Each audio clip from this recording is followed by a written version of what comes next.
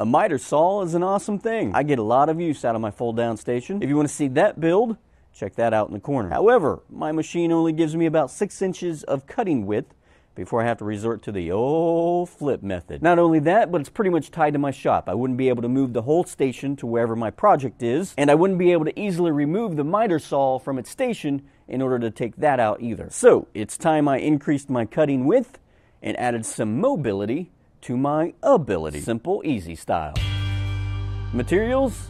Oh, some of this, a couple of those, and a few of these. For a complete list of materials and cuts, head to my website, simplyeasydiy.com. Check the description, I'll have all the links. I need 4 spacers, a little bit thicker than 3/4 of an inch. I should be able to get that out of these scrap pieces, no problem. Gluing these together, I don't want to deal with a bunch of slipping and sliding when I'm applying the clamps. A little bit of table salt helps eliminate most of that issue.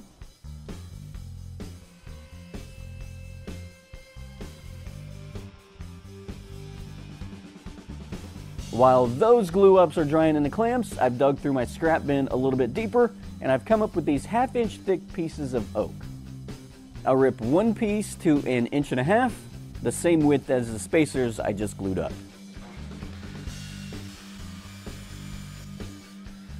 The second piece, I'm going to rip just a little bit wider than the first.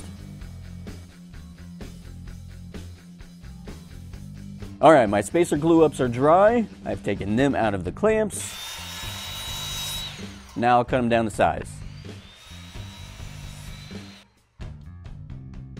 Now I've got my 4 spacers, and those get glued to the underside of the oak pieces I just ripped to width a moment ago. Can't forget the salt to taste. The height of this jig I've set to accommodate the most common thicknesses I'll be dealing with in my shop. However, that height can be adjusted by simply making the spacers taller or shorter. The second rail assembly, as I said earlier, I cut a little bit wider than a spacer. I'll just pick a side and flush the 2 pieces. After that has dried, I'll lay my base piece out and just roughly align the 2 rail assemblies. Approximately is good enough for right now. Then I'll lay my circular saw in place on top, and I want to align the blade so that when I make my first pass, it's going to take off just a little bit of that rail, and that should work right there. Now I'll take a marking gauge and set it from the outside of the base plate to the edge of the corresponding rail. I'm not setting the end of the gauge against the blade of the circular saw, even though it looks like it here. Set the saw aside and run a mark with the marking gauge.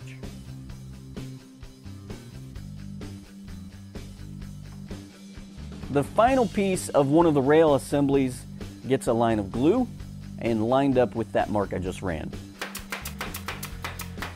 A quick check down the length of the rail confirms that I'm good to go. Now I'll glue that to the base of the crosscut jig. This side can just be flushed with the corners since I know my base is square. Again, I'll just come back when I know the glue is set. A framing square is going to help me set the rest of my jig's pieces in place. Now for now, I'm just going to set this other rail piece in place just for reference only. I'm not attaching it just yet. Now this is the piece that I need to make sure is square with the first rail assembly that I've already attached. If it's not, that's going to throw the whole thing off. I'll set my circular saw back in place to help gauge the approximate width for the 2 rail pieces. Looks like I need to move that second one out just a little bit. I've got a couple of screws set and ready to go in the cross piece already. I'm going to drive these 2 screws now. I don't recommend that. You'll see why later. Now I'll attach this other side. Couple clamps, and I'll come back a little bit later. Setting my circular saw back in place allows me to just set the other guide rail against its base plate and tack in place. Slowly moving the saw forward a few inches at a time and driving another brad ensures a smooth and snug fit for the whole length of the jig.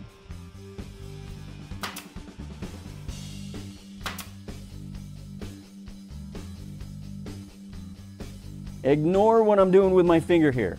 You don't see nothing.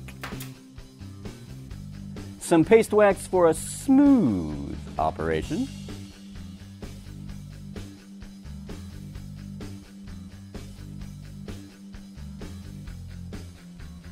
The initial cut lays the kerf bed and trims up that rail.